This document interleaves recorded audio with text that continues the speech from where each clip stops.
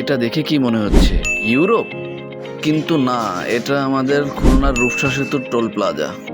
খুবই দৃষ্টিনন্দন এই টোল প্লাজাটি। আমরা যারা খুলনায় বসবাস করি তারা কোথাও ঘুরতে বের হওয়া মানেই রূপসা সেতু ঘুরতে আসা। আর বিশেষ করে যাদের বাইক আছে তাদের প্রথম পছন্দই রূপসা সেতু।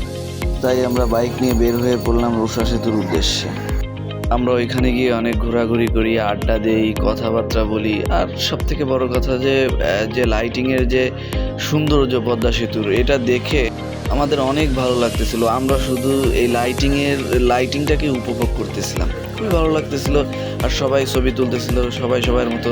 আমি ভিডিও করতেছিলাম। আর টোল প্লাজার সৌন্দর্য শুধু তাকিয়ে তাকিয়ে দেখছিলাম, খুবই ভালো লাগতেছিল সৌন্দর্যটা। মোবাইল দিয়ে ভিডিও করে সব সৌন্দর্য দেখানো সম্ভব নয়।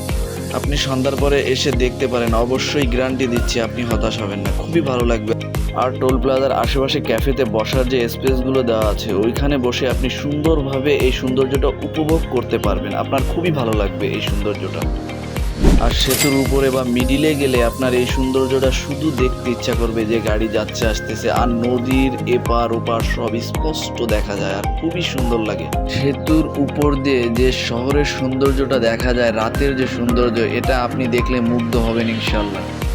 আর রাতে নদীপথে যে নৌযানগুলো চলে, সেগুলো সেতুর মিডিলে এসে দাঁড়ালে ওগুলো দেখতে এতই সুন্দর লাগে, যে এতই ভালো লাগে যে সেটা বলে ভাষায় প্রকাশ করা যাবে না।